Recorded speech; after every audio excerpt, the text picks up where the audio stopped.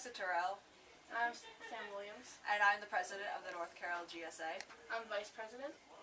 And we are going to be presenting you with a few questions that we're going to ask our fellow LGBTQA students for our school.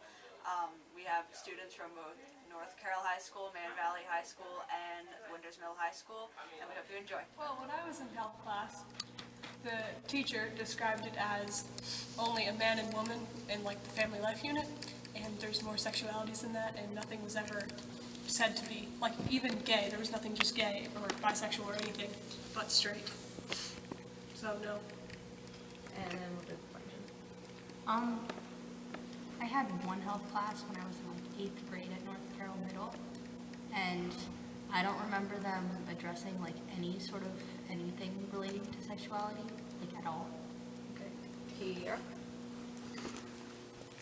Well, I remember one time specifically in health class, the health teacher telling us to, girls, envision your future husbands, and boys, envision your future wives, and led on to some other lesson, but didn't address anything else, just address that. Okay, Maddie. My health class experience, the teacher was actually asked questions about like. Okay. So in my health class experience, the teacher was asked questions about, well, what if it's two men in a relationship, and he explicitly stated that he would not answer those questions, and he also referred to a transgender woman as a she-male. So, no. I looked at it for advice from my guidance counselor, and the advice he gave me was, I'm too young to make this decision for myself. I'm prematurely judging myself, like trying to find my sexuality, and he said I needed to give it time to think about it and for myself to mature more, which I thought was ridiculous, because if that's how I felt at the moment, isn't that how I would feel at a later time? Okay, and then we'll go with Kiara. Well, I've only ever seen 2 different guidance counselors, and I've only ever told one of them about my sexuality, and they were pretty accepting, but I've heard some pretty bad stories from my friends about old guidance counselors and the fact that they're pretty dismissive about everything, or they'll even tell you to talk to someone else about it if they can't handle it. Okay, and then Emily. I didn't really, I didn't feel comfortable with coming out to a guidance counselor because from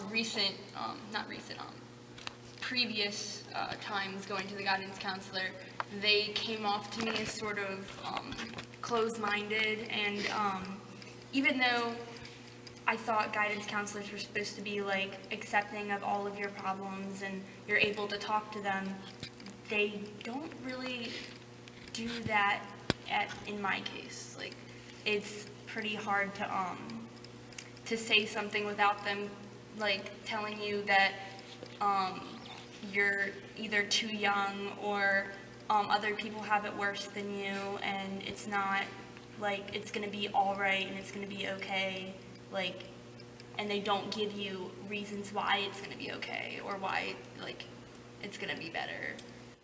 I'd say completely not, considering I'd say even the community at large is mostly ignorant to the necessary knowledge to be able to handle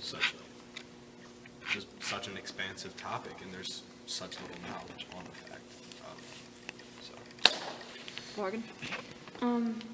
I know that a few times, I've talked to quite a few different counselors. They a lot of the time like don't even know things. Like I said something the other day, like I think I said something about a demisexual, and they were like, that exists? Like, so I had to explain it, and then they're like, that's different from this, and then I had to explain that, and I spent 45 minutes away from the topic we were supposed to be discussing because they did not know anything.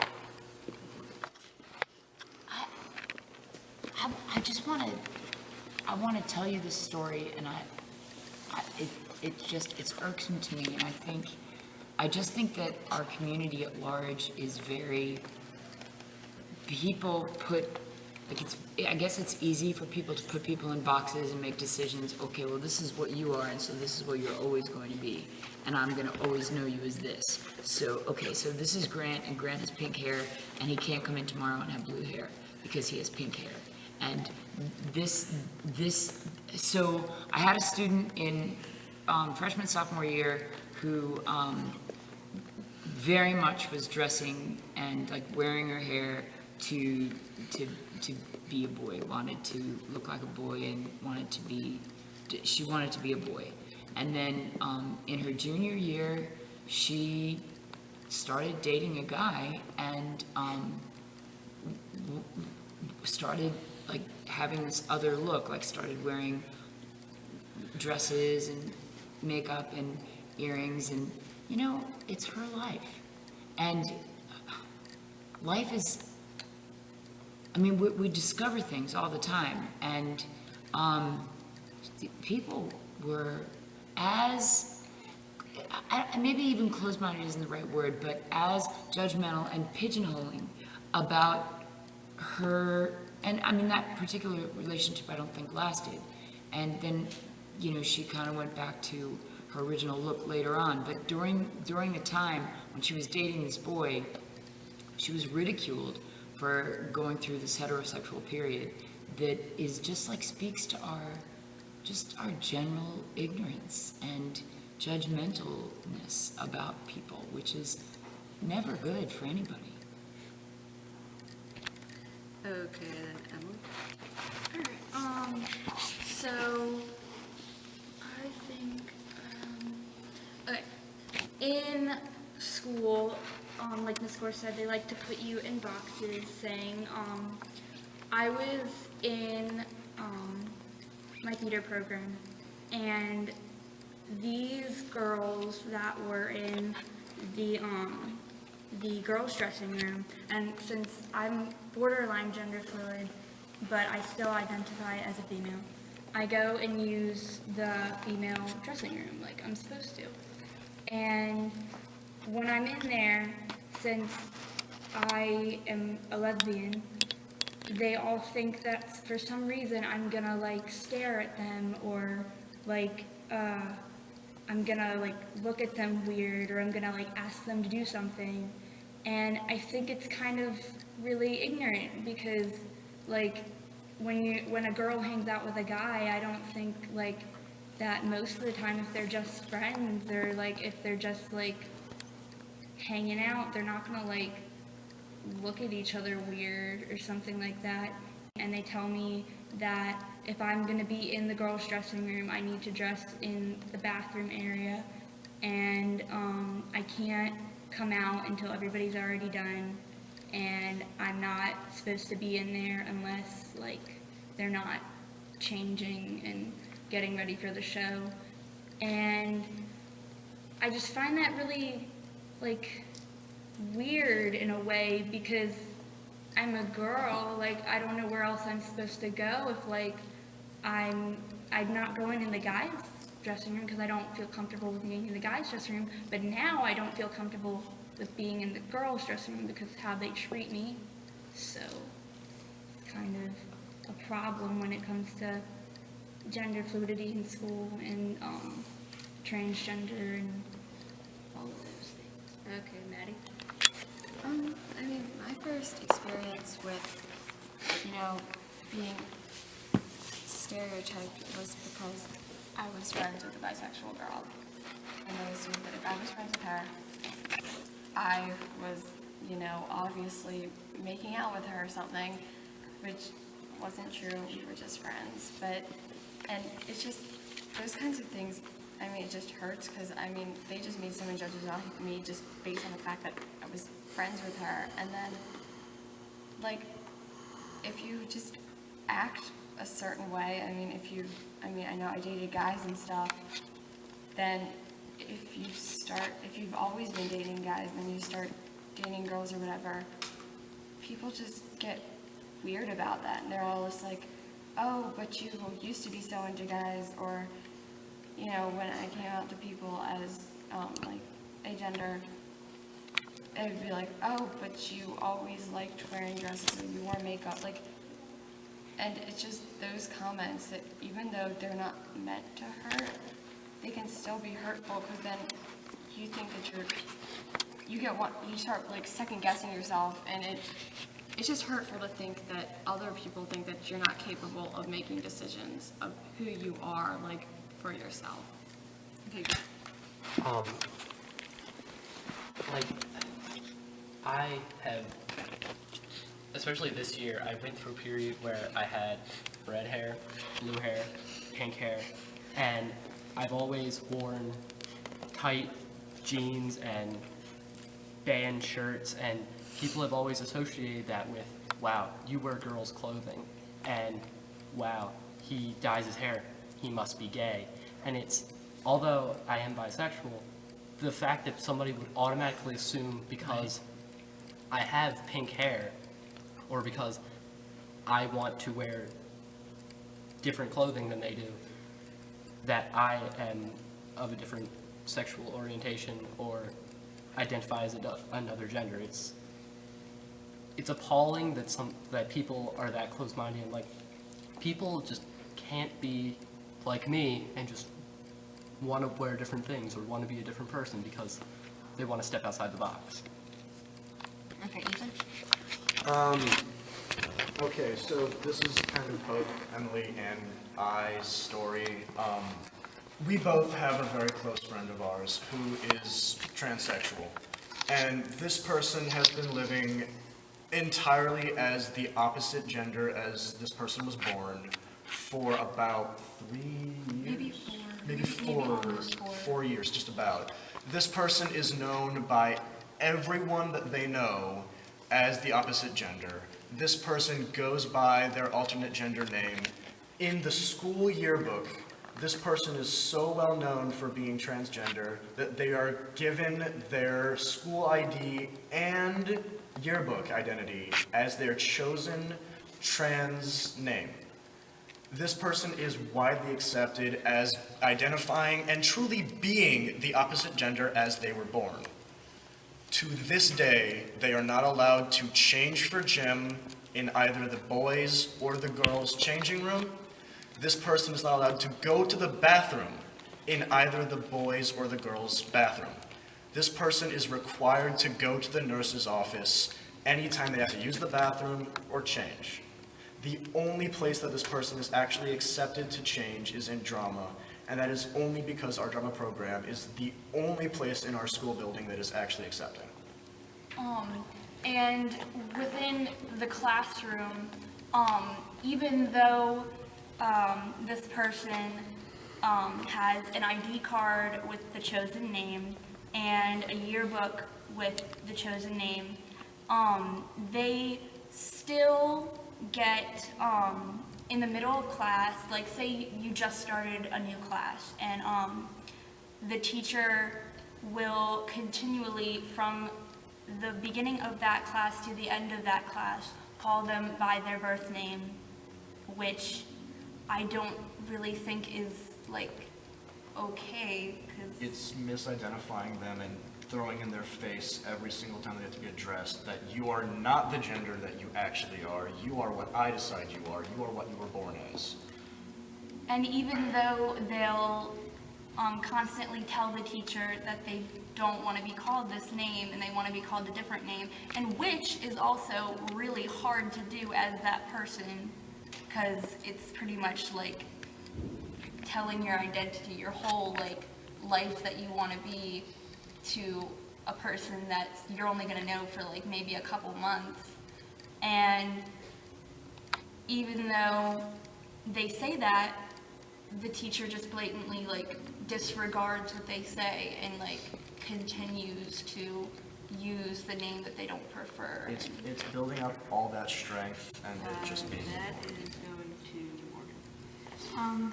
Yeah, the other day, or well, not the other day, but a couple weeks ago, I decided I wanted to, I was finally allowed to dye my hair and cut my hair. And I'm still not allowed to get it cut shorter because my grandmother's like, well, you'll look like a lesbian. But, I mean, I came to school and there is this girl, and she came over to me and she goes, Morgan, are you still with your boyfriend? I was like, yeah. And she's like, you probably had sex, didn't you? I'm like, no, I'm asexual, you know that. And she's like, but you changed and you actually don't look straight anymore. So I kind of first assumed that, you know, you broke up with him, so. Okay. Even though I'm, for the most part, straight, and I for the most part identify as straight, I am an extremely vocal supporter of the community, like incredibly vocal. I'm the captain of debate, so I kind of have that argumentation about me. And I definitely fight for people in the community, and I have gotten this pigeonhole reputation of just, if you are an ignorant redneck person who does not accept the community, I'm the first person you run to explain exactly how ignorant you are and exactly how much you don't agree with me. And it's just come to the point that it's bothersome, and it's led to just being labeled as that guy who will fight with you for an hour over. Just to explain, if no one here or there understands, asexuality is either someone not identifying as a gender or someone who just isn't interested in like any form of sexual activity or any form of sexual relationship. And there's gradients to it, of course, like there is with anything, but that's not addressed enough, and the fact that I had to explain it is proof enough that it's not even addressed ever. And the fact that when people talk about the future with any class or any storytelling technique or anything like that, they always say when you grow up and get married or when you grow up and have kids, just automatically assuming that it is a natural human instinct to want sex is automatically just biased against people who don't think that way. The fact that every school dance ever is kind of assumed to be built around that, understanding or no actually stated, it's always implied that that is what a school dance is. That is absolutely biased against an asexual person. Okay. And to add on, people usually say, oh, it's a passing phase, you're just not there yet, you're not fully developed. It's like, but some people never get to that point. I know some people who don't get to that point. And some people just don't like the idea of sex, they're repulsed by it. So they'll never, ever get to that point. What I was going to say is what Ethan said about the high school dance and all of that. When we received one of the years of high school, the prom invitations that we received, generally there's a repetitive thing that I've been catching on to, and the invitations usually have a girl in a prom dress and a guy in a tuxedo, and they're always holding hands or something like that.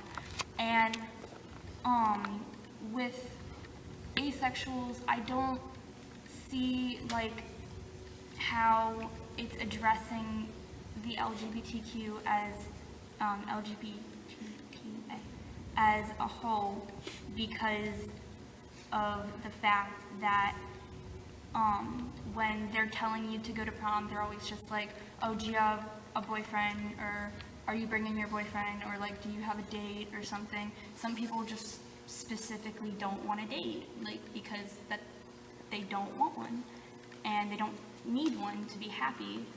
And with other genders and sexualities, like when you receive that invitation to go to prom and it has a boy and a girl on it, you always think, like, if you're in my situation, which I'm a lesbian, you kind of look at it and you're just like, wow, this doesn't really cover me. We hope you take our answers into consideration. We'd like to thank the North Carroll GSA, the Manchester Valley GSA, and the Winners Mill GSA for attending.